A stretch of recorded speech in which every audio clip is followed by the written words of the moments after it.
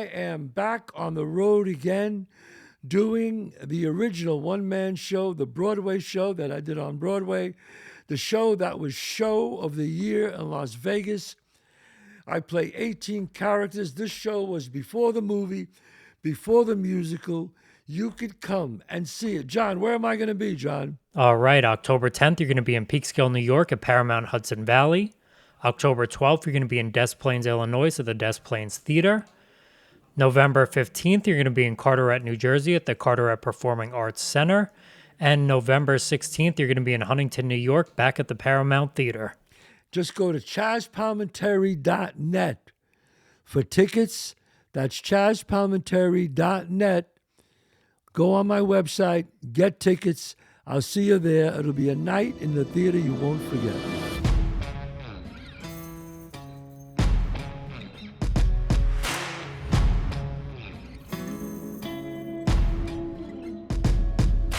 All right, welcome to the Chazz Palminteri Show. It's Monday. Monday at 11 o'clock. John, you know what that means. It's a new show today. My two guests today that are coming on right now. This guy, if you saw the movie Crash, won Best Movie of the Year. Thank you very much. $1 Million Baby. 2 Academy Awards he's won. My friend and his lovely wife, who is a writer too, a novelist. She has a book coming out. We're going to talk about her. Bobby Moresco and Barbara Moresco. Guys. Hello. Thank you, Chazz. Happy to be Thanks, here. Chazz. You know, I mean, Bobby, you've had a great career. I know you grew up in Hell's Kitchen. Barbara? Yes. Both of you? Our parents grew up together. Your parents grew up together? Yes. Yeah. Wow. So before we talk about the book, I just want to get it. Bobby, did you always want to be a writer, an actor? You know, that's a really great question, and I'd be lying if I told you I knew the answer. Right. But I can tell you this. My wife probably knows better than I do. But I always loved the movies. I used to listen to songs, and I'm not crazy. I used to listen to songs and rewrite the lyrics and think mine were better. Yeah. And I was 8, 9. Right. Rewrite. I didn't rewrite them on purpose. I would hear the lyrics, and then I'd make up in my head what I thought it was, and then I'd hear the real dialogue, and I'd say, I like mine better. So maybe there was something when I was a kid. I don't know, but you always had this thing of you wanted to do something in the arts. No. No. I'd be lying if I said that was true. I always loved movies. I always wanted out. And Bobby here's what's true. always I was on wanted the out. go. He could never settle down. He was always moving, doing something. And I remember my mother saying to me, Bobby, just once, can't we just sit down and not do something? Can't we just talk? I always had to be doing something. I always had to be on the move. Here's what the honest answer is. I always wanted out. Out of what? The neighborhood? Out of the neighborhood, out of the life my mother and father had, out of the life all my friends had. Right. I just knew that living your life, doing the same thing. My father, I loved with all my heart. He was a longshoreman, did the same thing every day of his life. My mother was a switchboat operator, did the same thing every day of her life. I thought to myself, I can't do it. I can't live and do the same thing every day of my life. That's what I knew. And I think that's what drew us together. Is I could remember sitting on my stoop going, I got to get out of here. Someday I'm going to get out of here. And how we connected, you know. Yeah. That's amazing because same with me. Yeah. I just knew I said, there's got to be something more than this. Mm-hmm. Mm-hmm. You know, so it's wow. Yes. That's the truth. That's the honest answer, right? That is the honest answer. I mean, I love the movies. I did want to be an actor, but I said, I'm going to do this because I got to get out of here. I can't. That was it. Yeah. I didn't care what I did. I didn't care if it was actor, writer, director, producer, please sweep the floor. I didn't care. I just needed, and this was a way out. But I mean, you know, and you say that, and I have to say something too. It's not that I hated. I loved my growing up. Yes. I love the neighborhood. My friends are still my friends. Don't get me wrong. And I love all my friends that are still there. Most of my friends are out of there, but I loved it. But I knew it just wasn't for me. That's exactly right. And, That's exactly right. Yeah. And by the way, when we first got married, Barbara said to me, "We need to move somewhere." I said, "Where?" She said, "Let's go to Queens." I said, "I'm not leaving a neighborhood. Are you out of your mind?" I said, all I wanted because that was my mindset. Even though I knew I wanted out, I wasn't leaving because that was my home. All I wanted was a tree on my street. That's And we laughed because he goes, you got palm trees, you got all kinds of trees. Wow. Yes, true. And I kind of knew if I went to, and he said it to me, because you'll definitely be all alone if you go there. But I was all alone anyway in the city. So you didn't mind that? I did. That's what the book is all about. Okay, is now your book trying to, from Hell's Kitchen to the City of Angels. yes. Because you guys left Hell's Kitchen. And now what made you write this book, Barbara?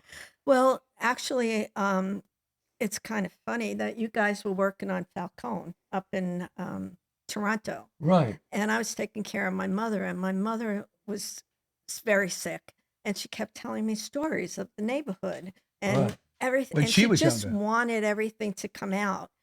And I started thinking, I said, my life has been so crazy Right. from growing up there, trying to, live up to what the West Side was, not just for guys, but for girls too. I mean, I was in fist fights all the time.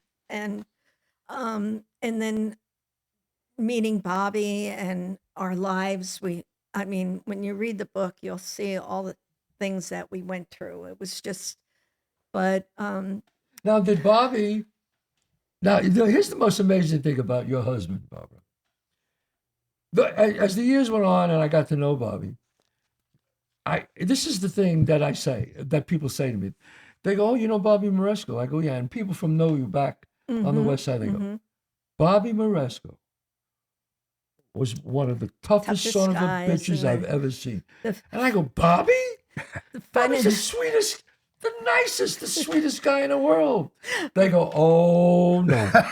They Well, said, if you knew Bobby Moresco will kick your ass. well, that's what happened when he one day was dating and was supposed to meet up, and he doesn't come till very late. And his cousin was my best friend. And I said, where is Bobby? He said, I don't know. He left with a plate from my aunt's house. A I said, plate? a plate. So all night I'm thinking, what the hell, plate? He finally shows up. I go, where'd you go with a plate? What do you need a plate for? He goes, and he's laughing. He goes, if I tell you, you can't tell anyone. So I said, what? He said, I went to acting class. And now I'm looking at him and I'm thinking the toughest guy in this neighborhood is going to acting class. And I'm like, I don't like those people. I'll never fit in there. I mean, Wow. that's just not me. This is, this. And he saw the look on my face and he said, I thought you'd be happy that I found something that I wanted to do. So I tried to go along with it. We snuck around. He was doing plays and I'm sneaking to go see his plays, Right. but not tell anyone until finally it all came out. And Wow. he became Bobby Hollywood in the neighborhood. That was his Bobby nickname. Hollywood. So they all called me Bobby Hollywood. Don't forget my restaurants. I got two of the finest Italian restaurants anywhere. In Manhattan, 30 West 46th Street, between 5th and 6th Avenue, and 264 Main Street in White Plains, New York. And please, all you have to do, folks, is mention I watch Chazz Palminteri's podcast. Free desserts for the table. Not just for you, for the table. You got that? That's all you have to do is mention to the waiter, I saw Chazz Palminteri's podcast. I'm a fan of his. I gave orders to everybody at both restaurants.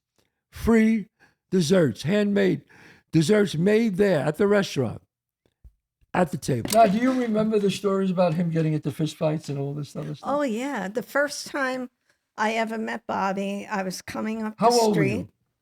13. And I'm coming up the street.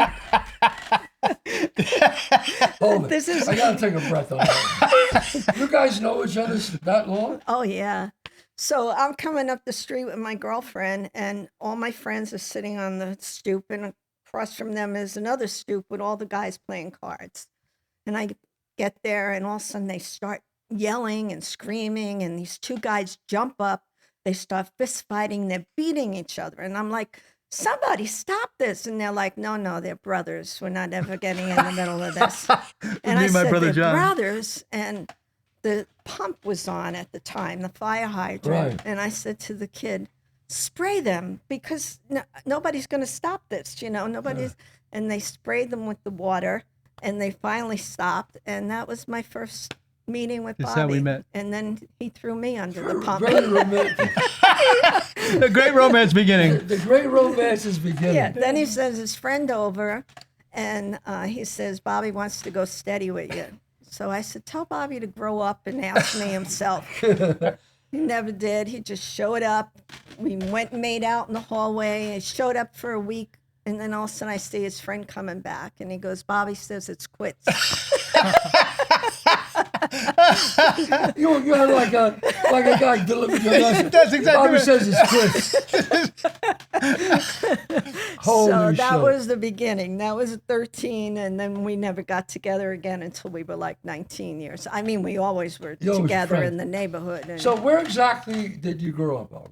I grew up on 47th Street between 10th and 11th. I mean, that's the heart of Hell's Kitchen. Yes. And how about you, Bobby? 51st and 10th. And at the age of 13, my mother announces that we're moving down to the projects in 18th Street, the Fulton Projects. Right. So we're crying. I'm carrying on. I'm telling them I'm going to kill myself. My father says, pack before you kill yourself. So now my mother says, no more uptown. You're going to start hanging out down here. And my sister and I are crying. We don't want to.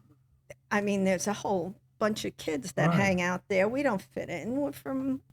Yeah. So finally, after crying and carrying on, my mother gave in after like a week, and she let us go back uptown. But she had strict things. If we came home late, that was it. No more uptown. So she must have seen the writing on the wall Yeah, that she the did, yeah. neighborhood was going to hell, and she wanted us out of there, you know. So She saw the neighborhood was changing. She wanted to go to She's that. Now, Bobby, you grew up with the Westies, right? Yeah, there are a lot of my friends, my family. lots You of- knew them very well. No, they were my friends and family.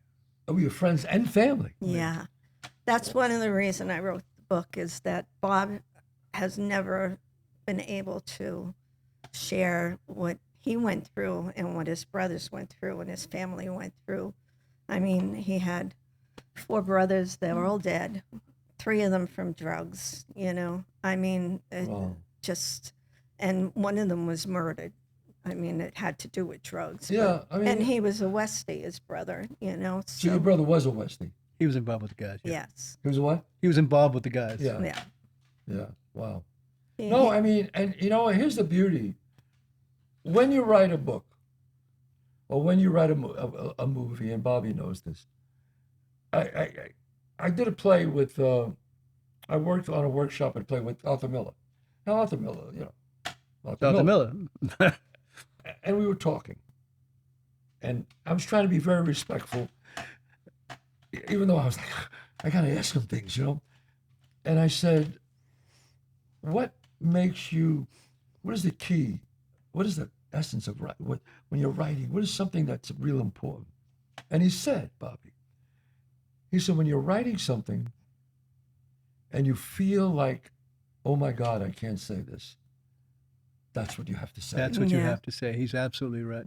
I just got the chills, you know, Yeah. because that's where the gold is, he said. Yeah. Because most people can't do that. Mhm. But when you're writing something and you go, hey, no matter good or bad, I have to do this because that's when it's real and honest. That's the toughest part. That's the 100%. toughest Yes. part. Yeah. And seeing we both wanted out of the neighborhood, but Bobby never realized that.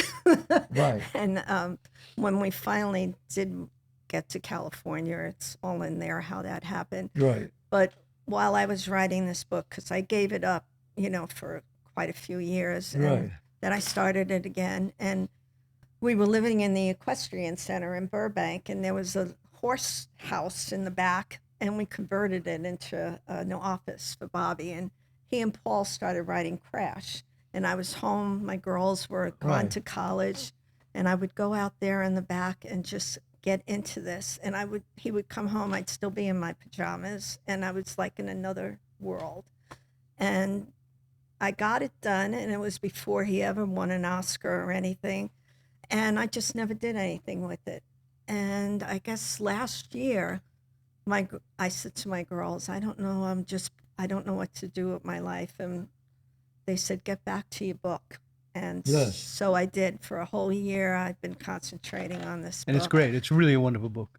Yeah, I'm sure. I can't wait to read it. Yeah. I'm really looking for. Bobby, when stepping out for a second, when you were writing Crash, did you know you were writing something special? No, not at all. Nobody ever knows, right? Nobody ever knows. I mean, Paul and I really believed in the idea of that script. But at one point, Paul said to me, nobody's ever going to make this. Nobody's ever going to buy it. And I said, okay. Who cares? Who cares? When you're writing something you care about, there was something really important about that script to both Paul and I. And same thing with $1 Million Baby. There was something really important about $1 Million Baby. And my whole contribution to $1 Million Baby was involved in the script. Paul asked me to come aboard as a producer and to rewrite the script with him, and I would produce and he would write and direct, and Right. I agreed to that. Then when Clint came aboard, it became a little bit different, which was fine. But both of those movies were about something really important to both of us. $1 Million Baby was about what does it take to make a champion. And you guys alluded a little while ago to the kind of fighting I did on the West Side. The one thing I always knew about fighting is that you cannot be afraid and you have to win, no matter what. Right. And one I of think those that's what takes a things champion. Go ahead. was when Bobby's brother got murdered. I knew that he was going to do something about this, and I begged him not to do anything. We have 2 children. He chose that life. He would never want you to do what he did, and it was just part of the sorrow of everything, of having to deal with his feelings Right. and knowing what he wants to do, and knowing that if he ever killed anyone, he could never live with himself. Did you want a revenge, Bob? Did you want to have Oh, revenge? he did. Of course. You did. And what made you not do it? Anybody who says they don't want revenge when somebody you love is murdered, I think they're lying to you. Yeah. I agree. Yeah. Of course, like I said, I don't think anybody who's ever lost anybody they loved the way I love my brother to murder doesn't Right. want revenge. I'm sorry. I think you're lying if you say you may not come to murder yourself, but you want it. At least I did. Right. And Bobby, did you I think didn't he was think it was- going to avenge his brother? Yes, definitely. I mean, there was a problem before that with the Mickey Featherstone, one of the Westies, and Bobby dealt with that. And so I knew with the murder, he was definitely going to do something. Right. But it's just, for me as a woman, I understood that. I know what it's like to, have to stand up and Right. whatever. But all I kept thinking is, he can't do this. We have 2 children, Yeah, you see, that's what separates the monsters from the humans. Yes. The monster does it anyway. The human being has humanity and Yes. says, I look at my wife, I look at my children, I can't do this. I can't do this. I want to do this, Yeah. Yes. but I can't do this. And as I It came- said, his brother did it. His brother murdered people. I mean, we It's okay. It's came okay to upon say him that. at one time when he was doing that, The brother who got killed. the brother who got murdered. But it's live by the sword, you die by the sword. Yeah. Yes. listen, and that's what I tried to get across to Right. him, is that this was his life. He chose to do this. We begged him to live with us in California, to get out of this. But He was never he married. chose his life. Yes, no. No. No. It takes a lot of strength and consideration to not do something. I'm sorry. It takes a lot to not. I agree. Um, And the and- funny thing is that we moved to California for Bobby's acting and to get away from the Right. neighborhood. One of our friends had just been murdered. Dennis Curley was the start of this whole Westie thing. And we were devastated over it. And we just Bobby wanted to really get out. And it was like a turning point for us and then we get out there, and all of a sudden, everyone that's running from the Westies, the police, from drugs, they all come to us. And can we help them?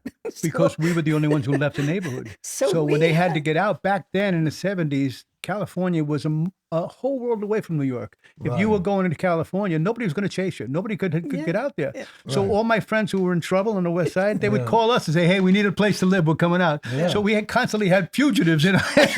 And you don't want to say no, but you're like, You can't say like no. we talk, you can't say no, but you know, Jesus, this is not a good thing. Yeah. Let me tell you something. You know, We helped a lot of we people. helped a lot of people because I Yes. never said no. Yeah. I never said no, no matter who called us. You know, but there's a really funny story in the book that you should hear about. There was a guy who was wanted for murder in New York, and he was out there in L.A. and Most wanted. he was 10 most wanted. He was most wanted on the New York Times. Anyway, so I'll let Barbara tell the story. But one day, thank God, he's not in my house, and I'm out and I'm seeing the deer hunter. As a matter of fact, I think it was a deer hunter. And Barbara gets a knock on the door. Do you want to tell that story? It's in the book. Yeah. So I'm 9 months pregnant with my daughter Jessica. Bobby went to the movies with one of the guys from. We set them up in another house, and we would send everybody over. Finally, we got smart. We said, "Go and live with the kid." So now I had a barbecue on the weekend, and Patty, whose house it was, his girlfriend had called me and said to me, Barbara, there's 10 most wanted list, and it looks like the guy that just, what did she call him? Well, I don't want to say the name. Yeah, but I said, oh, I don't think you should. Why don't you stop for tea on the way home?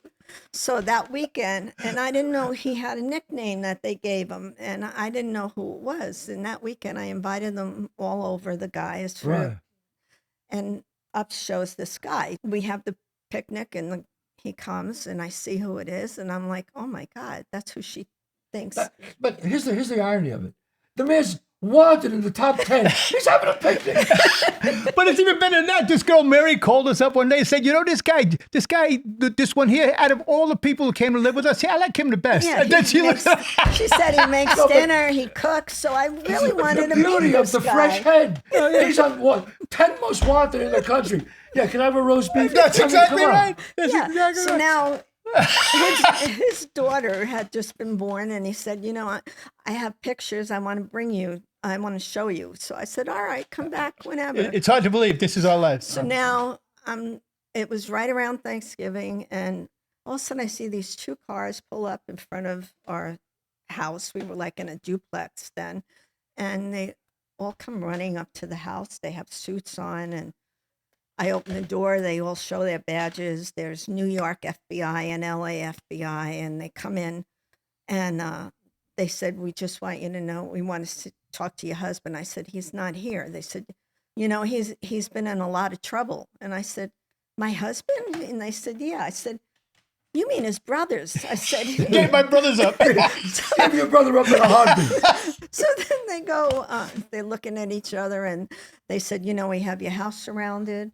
We know you have a daughter. We can see you're pregnant. If you're hiding anyone, I said, I'm not hiding they always do anyone. that, yeah. Just go look if you want. So now they're looking at each other, and the guy, I said, who are you looking for? And the guy goes, show her the picture. So they bring out this dot matrix picture of the guy, and I'm looking at it, and I'm saying, And they said, we know you know who he is. He lives in your building. But meanwhile, half the neighborhood lived in my building back in New York. It was one of those high rises. When it went up, everybody went there. So I said, and I wasn't going to, I said, I don't know. Who is it? And they said, you know who it is. I said, I really don't. Tell me who it is, and I'll tell you if I know them. Yeah, she stands up. So they said who it was, and I said, oh, you better get a better picture than that. I said, he Doesn't even look like him. That's what she told the FBI. You got to get a better picture. That doesn't even look like him. That was great.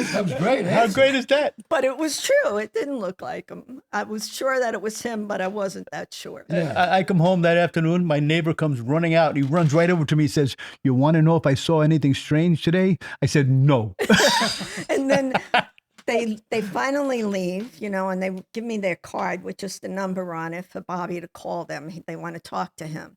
And all of a sudden I see one guy coming back, and I'm like, what's the matter? He comes back. He goes, I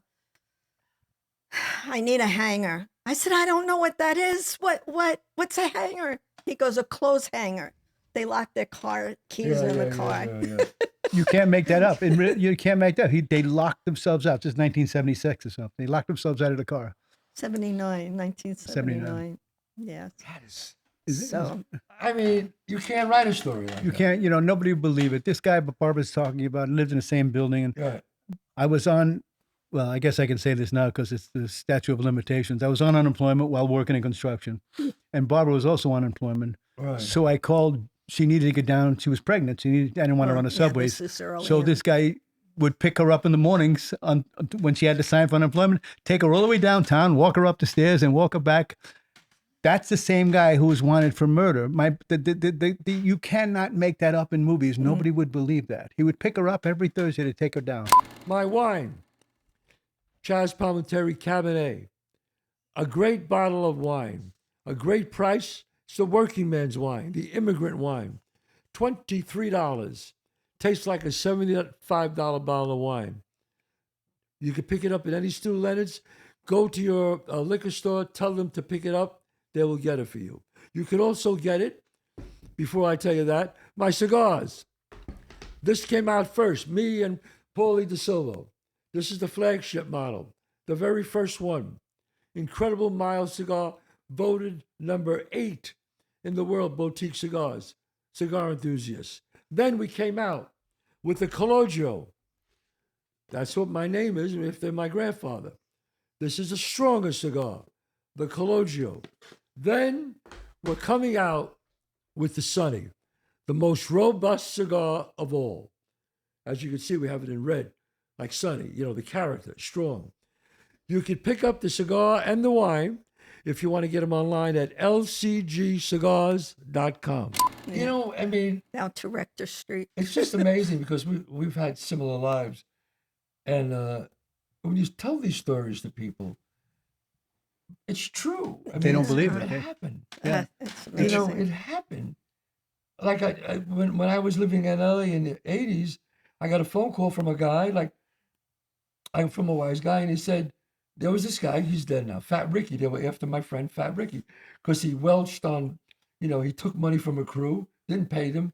So then he went to another crew that was in another crew to pay them. And what he did was he took money from them and took off. So now he beat 2 crews out of money. And they called me in LA and they said, have you seen Fat Ricky? And I didn't see him.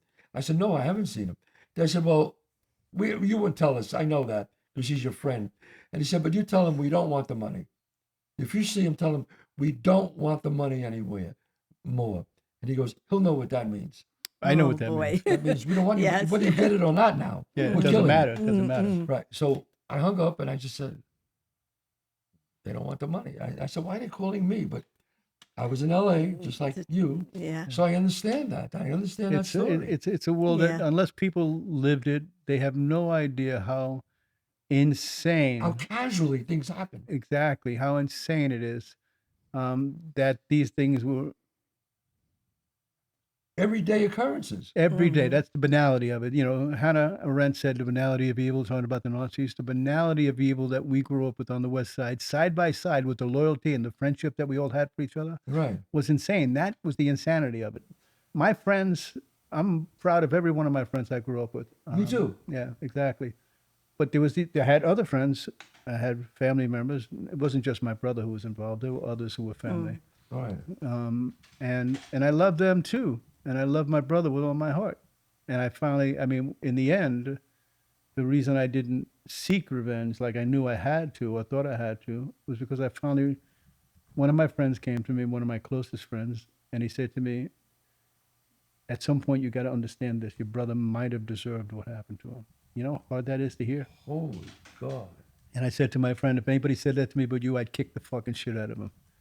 And at some point, after Barbara pushing me toward that, at some point I began to accept it. It took a long time to accept, Chazz. And he went through, phases of drinking and just. I felt like a coward. Listen, that's the truth. For years and years, Barbara's absolutely right. I drank and I did drugs because I felt like I was an absolute coward for not killing the person who killed my brother.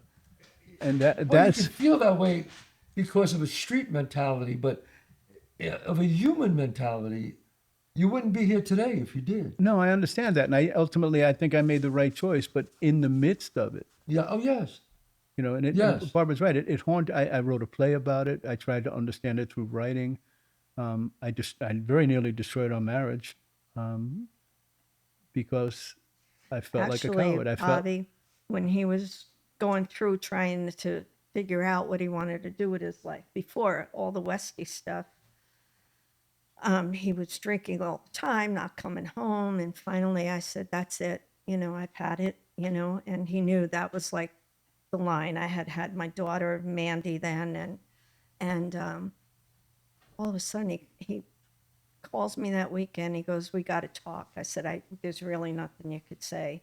And he came home and he starts telling me that he wants to go to Hollywood for the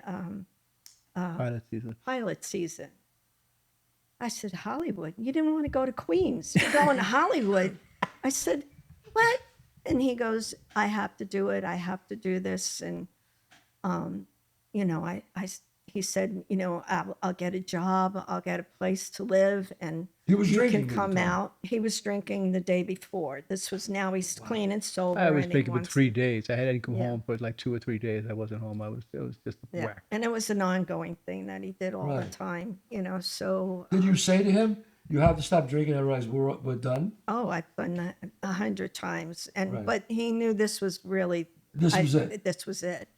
And I thought about it and I said to myself, you know, this might be an out. This might be the way out of here, you know, if he does this. So I supported him. I said, you go, get a job, get a place, and we'll see about coming out, Mandy and I. She was only a year old. And that's how we wound up. You know, Bobby, I have to say, I know the name of the book is From Hell's Kitchen to the City of Angels. Here's one of your angels. If it wasn't for her, I'm dead. you're dead. You're dead. 100%. 100%. If it wasn't for her, no, it's the truth. No, It's the truth. Chazz, You have- there's no doubt. I'm I either don't drunk think so. somewhere in the gutter. no, it's I okay. really don't think so. I think he would No, have I pulled say we have this himself. argument all the time. I tell her all the time. When not for you, I'm gone. I'm dead. I totally agree. Yeah, Yeah, because she's your angel. I mean, she. 100%. And that's on the bottom of the book. It says devils and angels. Right. And that's what the book is about. Yeah. The devils that you love, but you know they're devils, and the angels that helped me. I mean, you know, there was always this light shining that like helped me through all of this, you know. See, but that's the belief you had, Barbara. You always felt through all of it, and I know that feeling because I had it, Bobby had. We all had this. There was a light saying, "Hang in there, Yeah. hang in there. Yes. It's going to be okay. It's going to be okay." Mm-hmm. And you know what? I have to say that it's just. Crazy. I can't wait to read this book. Oh, Oh, good. please, yeah. Good. No, I can't. And I'm telling my audience out there, you know, you get books, you get, and it's by people who don't know. People who, they want to write a book, but they don't know. But people who've lived it. And here you have two people, Bobby and Barbara Moresco, who lived it, who came, it's almost like to hell and back, you know? But sometimes, as Arthur Miller would say, you have to say sometimes the stuff that you don't want to talk about, that you're not proud of yourself, that you feel ashamed of yourself. But we all have that as human beings. And you all, when somebody gets there, you go, wow, I've been there. I felt like that. And so this book is, I can't wait to read it. No. And then thank you, now Chazz. they can pick it up. Where can they pick it up? It should be published probably the end of October. At the end of and October? Amazon. On Amazon. So you can go to Amazon, And and the name of the book is. From Hell's Kitchen to the City of Angels. And do you have a website also yet? Yes, Facebook is the name of the book. You can reach me on Facebook. They can reach you on Facebook Yes. with your name. From Hell's Kitchen from Hell's Kitchen to Facebook City has of its own Angels. page. Yes, Yeah. it has. If you its go to own page. Facebook, From Hell's Kitchen to the City of Angels, it's going to be released by Amazon in October. And I have to tell you guys, I know Bobby a long time, and I've always was fascinated with his incredible life. And he was able to put that in his stories. I mean, Bobby, you and Barbara, by living the life you live, because I know how I feel, we wouldn't have been able to write what we write if we didn't live that life. Yes. 100%. Because it's Rudolf Steiner who says, the people who go through the skin of the dragon are the ones that know. Oh, I like You know, why do you have in methadone clinics, there's always an ex-addict Always. talking to people. You know, so right. when I hear of someone like you or you guys writing a book together, and this is very unique. It's unique because usually it's the man writes it himself Yeah. That's why this is great. or the woman writes it herself. Yeah. But she wrote it, but it's about you both. Yeah. Right. Well, it's about the whole Experience. journey, the whole journey. And here we are back in New York. We went through, and the whole book is about escaping. Escaping, Everybody right. escaping. Right. And, you know, I thought I wanted to escape. We went to California. I came Right. back. Then I went back again. Right. And here I am. And I'm so happy. And I love where I am right now. Well, you know what it says? You know, you could escape. You could run all you want, but you cannot escape from you. Yes. Because you So true. is always there. Always there. You're always there. So I just want to say, is there anything that we're at the end I'd of like our to. show? I'd like to say one thing, if I Sure, may. go ahead. About you talked about the light and angels. And Yes. If you don't believe in the light and you don't believe in angels, let me tell you a story. After Barbara and I had that talk, we said, I'm going to take my shot. I went to my dad, who was a longshoreman. I said, I need some money. I'm going to California. Because I was out for 3 days drunk. I had no money. I had nothing. And my father gave me, I think it was $300, and it probably cost $200 for a hotel. Big money back then. Big money back then. My friend Frankie gave me some money. My friend Kevin gave me some money. Yeah. My friends supported me and gave me Yeah. money. I get on a plane. I go to Hollywood, and I don't know anybody, nobody. I get off the plane. I get a cab. I said, take me to a motel in Hollywood. This guy drops me at La Brea and Sunset. There was this little motel with like 100 hookers out front back then. Right. And he says, good luck, kid. So I go into the hotel. I literally think it was $13 a night. Right. So I'm there about a week and a half, and I got no money left. I went down to try to get a license, to drive a hack license. I took all the tests. I was waiting for that. I walked around trying to get bartender's jobs. I couldn't do anything. Called my father up. I said, Dad, I'm going to try to work this thing out. If you have any more money, please send it to me. My father said, I'll see what I can do, but he had no money. So I got 1 day left to pay for the motel. I really think it was like $19 a night. Right. The Stardust Motel, Sunset and La Brea. So what do? I'm going to live on the street, or I got to go look for an apartment. I go look for an apartment. I don't have a fucking nickel. I walk around. We live by Hollywood High School, and I see this sign, and the sign says luxury apartments, vacancy, fully furnished. So I go in. I see the super, a guy named Sam, a guy from Boston, takes me up. He shows me this 2-bedroom house. This is the God truth. I swear on my children. I'm not imagining one word. Sam says to me, 2-bedroom, terrace, pool out front, fully furnished. I said, I'll take it, but I got a problem. I have no money. The guy looks at me. He said, I'm sorry, what? I said, I have no money. I'm an actor. I just come out from New York. My father's going to send me some money. I just applied for a taxi license. I'll have money soon, but I need a place to stay. The guy looks at me and he goes like this. I'll tell you what I'm going to do. I'm going to hire you as a security guard. Free rent. You can move in tonight. That's how I got my first apartment in Hollywood. Mm-hmm. That's an angel. That's the light. That's an angel.